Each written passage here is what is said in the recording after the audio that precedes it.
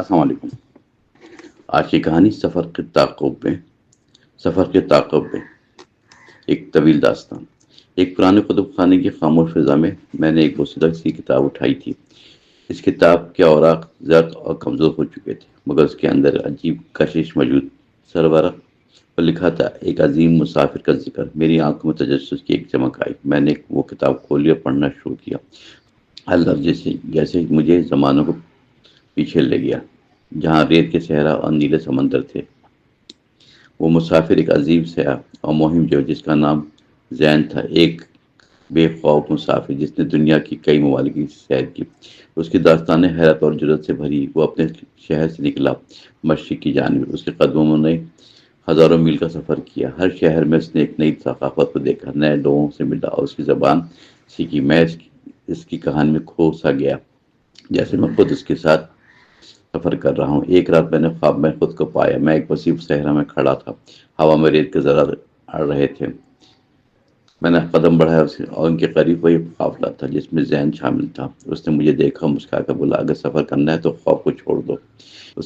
میں نے ہچکچاتے ہوئے اس کے ساتھ چلنا شروع کیا۔ میں نے طویل دنوں تک صحرا عبور کیا۔ گرمی کی شدت ناقابل برداشت ہوتی تھی، رات کو ٹھنڈی ہوا میں سکون دیتی تھی کہ قافلے کے لوگ کہانی سناتے اور ہنستے۔ میں ہر لمحے کچھ نیا سیکھ رہا تھا۔ زین ہر جگہ کا نقشہ جانتا تھا، وہ راستوں کی پہچان میں ماہر تھا۔ اس کے تجربے نے مجھے حیران کر دیا۔ میں نے بہت سے سوالات پوچھے۔ وہ بولا، دنیا ایک کتاب کی مانند ہے، جو لوگ سفر نہیں کرتے وہ ایک صفحہ۔ میں نے اس کی بات دل میں بسا لی۔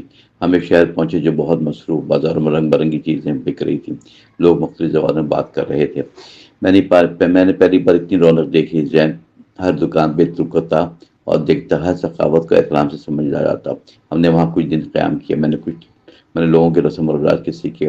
ان کے کھانے اور لباس بہت مختلف، مگر ان کے دلوں میں مہمان نوازی تھی۔ پھر ہم نے سفر کا ارادہ کیا دوبارہ۔ اس بار ہمیں سمندر پار جانا تھا۔ ایک بڑی کشتی ہمارا انتظار کر رہی تھی، لہریں زور سے ٹکریں مار رہی تھیں کنارے پہ۔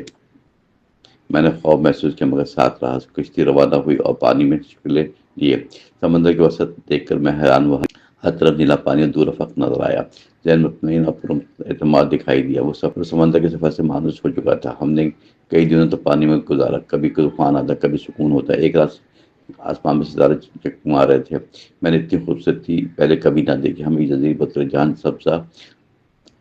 سبز کی گھنی چھاؤں اور پرندوں کی آوازیں تھیں۔ یہ جگہ کسی جنت سے کم نہ تھی۔ وہاں کے لوگ سادہ اور خوش مزاج تھے۔ انہوں نے ہمارا گرمجوشی سے استقبال کیا۔ میں نے محسوس کیا کہ دنیا بہت وسیع اور ہر جگہ اپنی ایک الگ خوبصورتی ہوتی ہے۔ زین نے کہا، یہی سفر کا حسن ہے کہ ہر جگہ تمہیں نیا سبق ملتا ہے۔ ہم نے کئی مہینے مختلف علاقوں میں گزارے، پہاڑ، جنگل، دریا اور شہر سب دیکھے۔ ہر مقام پر نئی کہانی جنم لیتی تھی۔ میں نے اپنے میں اندر ایک تبدیلی محسوس کی۔ میرا خوف کم اور اعتماد بڑھتا گیا۔ اب میں نے نئے تجربے سے نہیں گھبرانا تھا۔ زین میرا استاد بن چکا تھا۔ اس کی باتوں میں حکمت اور دانائی تھی۔ وہ ہمیشہ سیکھنے کو، آگے بڑھنے کا کہتا تھا۔ ایک دن میں ہم نے اپنا سفر ختم کیا۔ ہر مسافر کو اپنی منزل خود تلاش کرنی تھی۔ میں نے افسوس سے اس کی طرف دیکھا، مگر اس کی آنکھوں میں سکون تھا۔ وہ جانتا تھا کہ میں بہت کچھ سیکھا ہے۔ میں نے اس کا شکر ادا کیا اور دل سے۔ پھر اچانک میری آنکھ کھل گئی۔ میں اپنے کمرے میں واپس آ چکا تھا۔ وہ سب ایک خواب تھا، مگر حقیقت جیسے میں نے وہی کتاب دوبارہ اٹھا لی۔ اب ہر لفظ مجھے اور بھی واضح لگا۔ میں سمجھ گیا تھا یہ سفر صرف جگہوں کا نہیں بلکہ اپنے اندر کی تلاش بھی۔ زین کی کہانی نے مجھے بدل دیا۔ میں نے فیصلہ کیا کہ میں بھی سفر کروں گا، دنیا کو دیکھوں گا اور سیکھوں گا، کیونکہ زندگی مسلسل سفر کا نام ہے۔ ہر دن ایک نئی منزل کی شروعات۔ میں نے اپنے شہر کی گلیوں میں سے آغاز کیا، چھوٹی چھوٹی چیزوں میں خوبصورتی دیکھی، لوگوں کے چہروں پر کہانیاں پڑھنا شروع کی۔ ہر شخص اپنے اندر ایک دنیا رکھتا تھا۔ میں نے جانا کہ اصل سفر اندر کا ہوتا ہے۔ جب انسان خود کو پہچان لیتا ہے تو دنیا کی ہر راہ آسان لگتی ہے۔ زین کی یاد میرے ساتھ رہی، اس کی تعلیمات میرے دل میں زندہ رہی۔